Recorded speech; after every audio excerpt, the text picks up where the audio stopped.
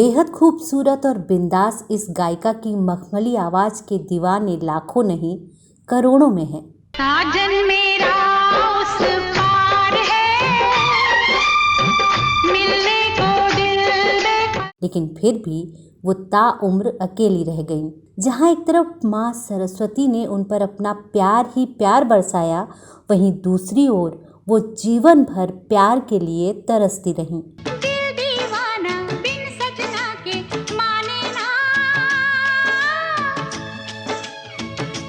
उन पर आरोप है कि उन्होंने अपनी समकक्ष आवाज़ वाली महिला गायिकाओं का करियर चौपट कर दिया। रॉयल्टी को लेकर उनके अड़ियल रवैये के चलते उनके कई साथी गायकों को भारी नुकसान झेलना पड़ा। फोटो में ऐसी बात मैं दबा के चली आई, खुल जाए वही बात तो दुहाई है दुहाई। अपने अड़ियल रवैये के चलते उन्होंने 4 साल मोहम्मद रफ़ी से न बातचीत की, न उनके साथ कोई गाना गाया।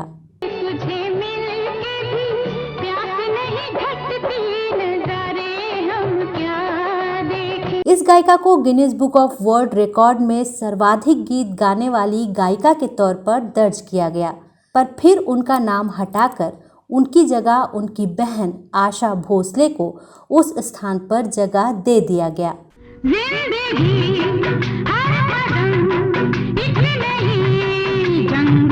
क्या आप जानते हैं कि माँ सरस्वती की बेटी माने जाने वाली इस गायिका को जहर देकर मारने की कोशिश की गई और वो 2 बार मौत को चकमा देकर बच निकली।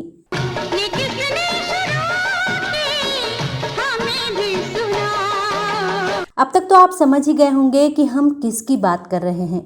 अगर नहीं तो इस स्वर कोकिला के जीवन से जुड़ी कुछ अनकही बातों को जानने के लिए आप बने रहिए हमारे साथ। वीडियो शुरू करें उससे पहले अगर आपने अभी तक इस चैनल को सब्सक्राइब नहीं किया है तो सब्सक्राइब कर लीजिए और बेल आइकॉन को दबा दीजिए ताकि हमारे सारे वीडियो आप तक आसानी से पहुंच सकें।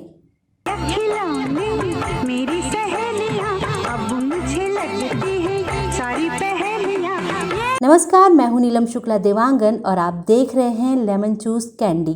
यहाँ पर हम सुनाते हैं बॉलीवुड के अनसुने और अनकहे किस्से, ऐसी कहानियाँ जो सच तो हैं पर किसी अफसाने से कम नहीं। आज हम बात करेंगे स्वर कोकिला, स्वर साम्राज्ञी, आवाज़ की दुनिया की देवी लता मंगेशकर की और उनसे जुड़े विवादों की।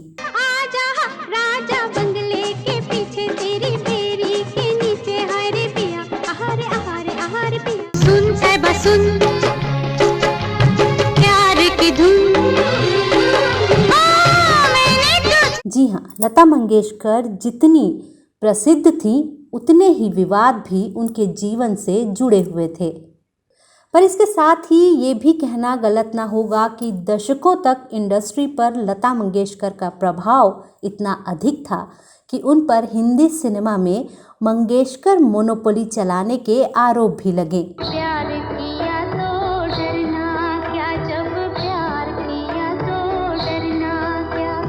आरोप लगाने वालों का कहना था कि वे अपने परिवार से बाहर किसी भी नई प्रतिभा को पनपने का मौका नहीं देती हैं।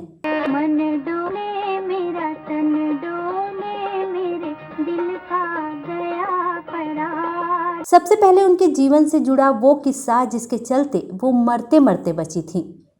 लता मंगेशकर से जुड़ा एक ऐसा किस्सा जिसको याद करके लता की आंखें भर आया करती थीं। शिवं सुंदरं, सत्यं शिवं सुंदरं। ये घटना तब घटी जब लता अपने करियर के सर्वोच्च मुकाम पर थी। जब आपको सफलता मिलती है तो आपके शुभचिंतकों के साथ साथ आपके दुश्मनों की संख्या भी बढ़ाती है।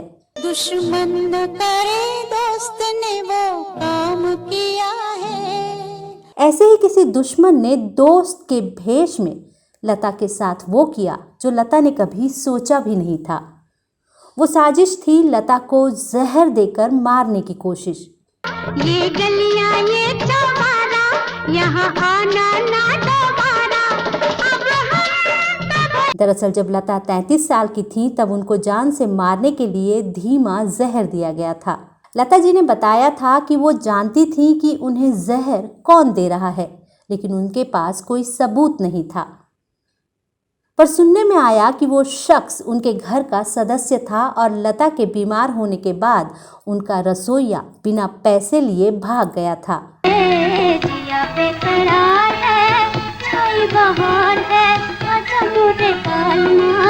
इससे शक और गहरा हो जाता है कि लता को उनके किसी करीबी ने ही जहर देकर मारने की साजिश रची थी। समा है दीदार का, किसी के इंतजार का। इस घटना के बाद लता और उनका परिवार बहुत सचेत हो गया और उनके खाने का सारा ध्यान उनकी छोटी बहन उषा मंगेशकर रखने लगी। उनसे मिले नजर के मेरे होश उड़ गए। दूसरी कंट्रोवर्सी जो लता से जुड़ी थी और अंत तक उनके साथ जुड़ी रही, वो थी उनका ताउम्र विवाह ना करना, जिसका कारण उनका प्रेम बताया जाता है जो उनको हासिल नहीं हो पाया। उनके जीवन में प्यार ने दस्तक तो जरूर दी, पर उसे मंजिल नहीं मिली। माए नी माए मुंडेर पे तेरी बोल रहा है सागा, जोगन हो गई थी 16 बरस की बाली उम्र को सलाम। पर ना कभी लता ने और ना कभी उनके प्रेमी ने इस प्रेम का जिक्र किया, इसीलिए इसको लेकर काफी विवाद रहा। कभी लता का प्रेमी डूंगरपुर राजघराने के महाराजा राज सिंह को बताया गया, तो कभी मशहूर गायक और संगीतकार भूपेंद्र हजारिका के साथ उनका नाम जुड़ा। राम तेरी गंगा मैली हो गई पापियों के पास। एक जानकारी के मुताबिक लता मंगेशकर को डूंगरपुर राजघराने के महाराजा राज सिंह से प्यार हुआ था। जिंदगी प्यार का गीत है, इसे हर दिल को गाना।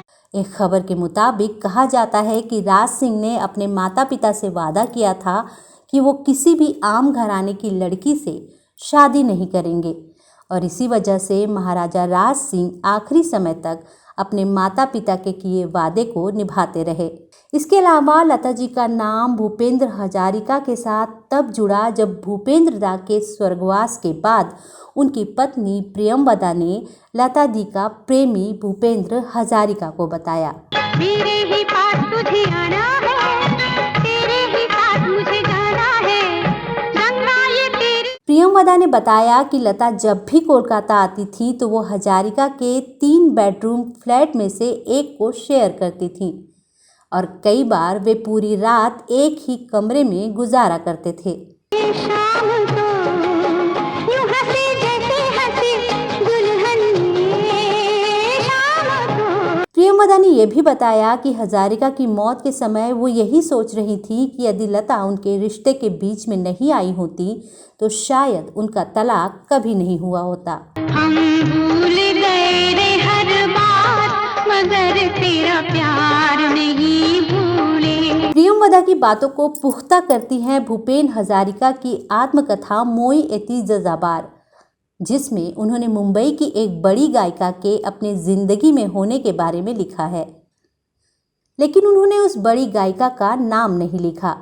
इसीलिए लोगों ने ये मान लिया था कि आत्मकथा मोई एती जजाबार में जिस बड़ी गायिका का नाम नहीं लिखा है वो नाम लता मंगेशकर का ही है। दिखाई दिए यूं कि बेखुद किया। लता से जुड़े विवादों की बात हो और आशा भोसले से उनकी खटास का जिक्र ना हो, ऐसा हो ही नहीं सकता। दोनों बहनों की कहानी किसी फिल्म से कम नहीं है। एक दूसरे से दूर हो जाना और फिर भी प्यार खत्म नहीं होना। मन क्यों बहका रे बहका, आधी रात को बेला महका। लता ने परिवार की बड़ी बेटी होने के नाते ये जिम्मेदारी बखूबी निभाई भी। जब आशा बड़ी हुई तो लता ने इसी जिम्मेदारी और गंभीरता की उम्मीद उनसे भी की, पर आशा बचपन से ही अलग मिजाज थी। उन्हें किसी भी तरह के नियमों में बंधना पसंद नहीं था। उन्होंने अपने अलग रास्ते चुने। प्यार तेरी पहली नजर को सलाम सलाम। 16 साल की उम्र में ही आशा ने गणपतराव भोसले से शादी कर ली। गणपतराव भोसले उस वक्त 31 साल के थे। कम ही लोग जानते हैं कि गणपतराव उस वक्त लता मंगेशकर के सेक्रेटरी हुआ करते थे। एक इंटरव्यू में आशा ने खुद बताया था कि लता मंगेशकर ने आशा और गणपत के इस रिश्ते को मंजूरी नहीं दी थी। साजन मेरा उस पार है, मिलने को दिल। शादी के बाद दोनों के बीच काफ़ी दूरी आ गई और काफ़ी समय तक दोनों के बीच कोई बातचीत नहीं हुई। आशा भोसले से उस वक्त परिवार ने भी सभी संबंध तोड़ दिए थे। पूरे परिवार से अलग होकर आशा भोसले ने अपनी शादी की शुरुआत की थी। इसके साथ ही बॉलीवुड के कुछ लोग ये भी मानते थे कि आशा भोसले लता दी से अच्छा गा ही नहीं सकती हैं। जाने क्यों लोग मोहब्बत किया करते हैं, दिल के पर धीरे धीरे वक्त के साथ साथ आशा ने अपनी गायकी को और बेहतर किया, जिसके कारण लोगों ने उन्हें लता मंगेशकर की छोटी बहन के नाम से पहचानना तो बंद नहीं किया, पर सुरीली आवाज की मल्लिका कहना शुरू कर दिया। दो लफ्जों की है दिल की कहानी या है। खैर, इन दोनों के बीच लव हेट वाली रिलेशनशिप लंबे समय तक जारी रही, पर इसके साथ ही लता आशा के बच्चों पर जान छिड़कती थीं और आशा भी अपनी दीदी का दिल से सम्मान करती थीं। एक प्यार का नगमा है, मौजों की रवा। इसके साथ ही एक आरोप जो लता दी पर हमेशा से लगा वो था कई गायिकाओं का करियर तबाह करने का। ये गायिकाएं थीं सुमन कल्याणपुर, मुबारक बेगम, सुधा मल्होत्रा, अनुराधा पौडवाल और हेमलता। इस लिस्ट में और भी नाम शामिल हैं जिनका करियर तबाह करने का आरोप लता मंगेशकर पर समय समय पर लगता रहा।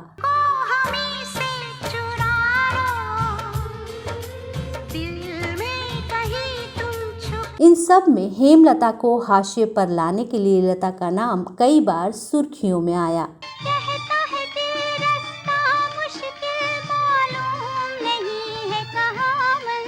हिंदुस्तानी संगीत की दुनिया में लता मंगेशकर अगर स्वर कोकिला थी तो उनकी ही राह पर चलकर आगे बढ़ी हेमलता की आवाज़ किसी पहचान की मोहताज नहीं थी।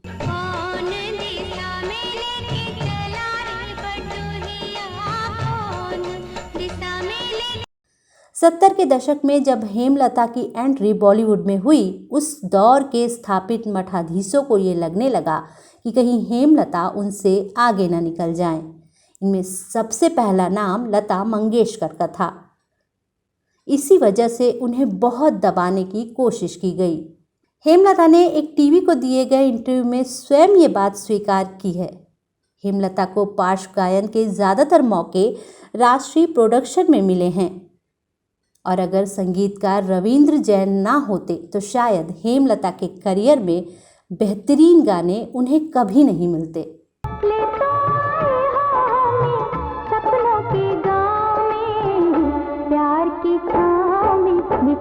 इसके अलावा लता मंगेशकर और मोहम्मद रफ़ी का भी एक विवाद है। लता मंगेशकर और मोहम्मद रफ़ी ने एक साथ कई सुपरहिट गाने दिए हैं।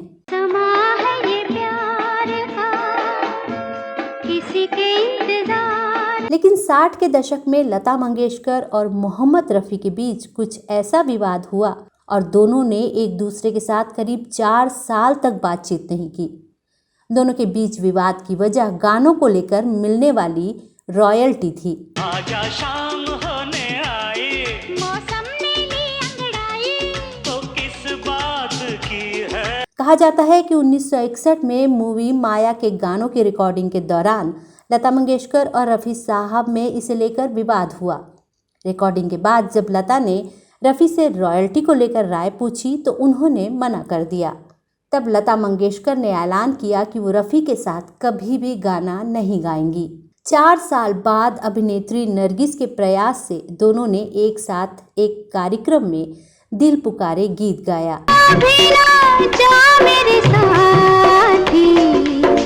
दिल पुकार। एक बार लता जी ने किसी इंटरव्यू में अपने और मोहम्मद रफ़ी के विवाद को लेकर बात की थी। उन्होंने बताया था कि जब तक शंकर जयकिशन ने पैचअप नहीं करवाया तब तक हमने न बातचीत की न साथ में गाना गाया। अब हमें अपने विवाद पर हंसी आती है।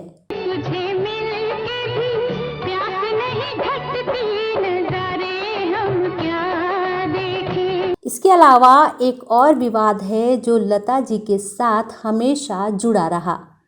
लता जी ने अपने शुरुआती और प्रसिद्धि के दौर में लगभग हर संगीतकार और प्लेबैक सिंगर के साथ गाने गाए, लेकिन एक संगीतकार ऐसे थे जिनके साथ लता जी ने एक भी गाना नहीं गाया, और वो थे जाने माने संगीतकार ओपी नैयर। तुझसे नाराज नहीं, जिंदगी हैरान हूँ मैं। 50 और 60 के दशक में अपने संगीत के दम पर कई फिल्मों को सुपरहिट करवाने वाले ओपी नैयर साहब अपनी ही शर्तों पर काम करने के लिए मशहूर थे। वो जिस चीज़ पर अड़ जाते उसे पूरा करके ही मानते थे। ये कहानी है उस फिल्म की जिसका नाम था आसमान। लू आ गई उनकी याद। आसमान के संगीत निर्देशन के दौरान ओपी नैयर साहब ने फैसला किया कि वो को एक्ट्रेस पर एक गाना बनाएंगे और उसमें लता जी अपनी आवाज़ देंगी, पर लता जी को ये प्रस्ताव पसंद नहीं आया। वो उस वक्त की बड़ी सिंगर थी और वो नहीं चाहती थी कि वो मेन एक्ट्रेस के बजाय किसी को एक्ट्रेस के लिए गाना गाएं, और इसीलिए उन्होंने मना कर दिया। आपकी नजरों ने समझा प्यार के। ये बात ओपी नैयर को चुभ गई और उन्होंने उसी वक्त ऐलान किया कि वो लता मंगेशकर के साथ कभी भी कोई भी गाना नहीं बनाएंगे। इसी वजह से लता मंगेशकर और ओपी नैयर की जोड़ी कभी नहीं बन पाई। जिंदगी प्यार का गीत है, दिल तो है दिल का एतबार क्या कीजिए। ओपी नैयर लता से बदला लेने के लिए यहीं पर नहीं रुके। इस वाक्य के बाद उन्होंने लता मंगेशकर की बहन आशा भोसले के साथ कई सुपरहिट सॉन्ग बनाए। आँखों से जो उतरी है दिल में तस्वीर है एक अनजाने।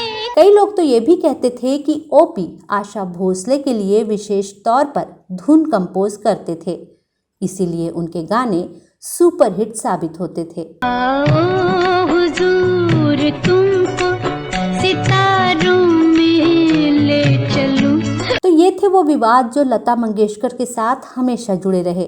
दोस्तों, आपको हमारा ये वीडियो कैसा लगा हमें कमेंट्स बॉक्स में ज़रूर बताइएगा। अगर आपके पास भी लता जी से जुड़ी कोई और जानकारी हो तो वो हमसे अवश्य शेयर कीजिए। तो अब अपनी दोस्त और होस्ट नीलम शुक्ला देवांगन को दीजिए इजाज़त। नमस्कार।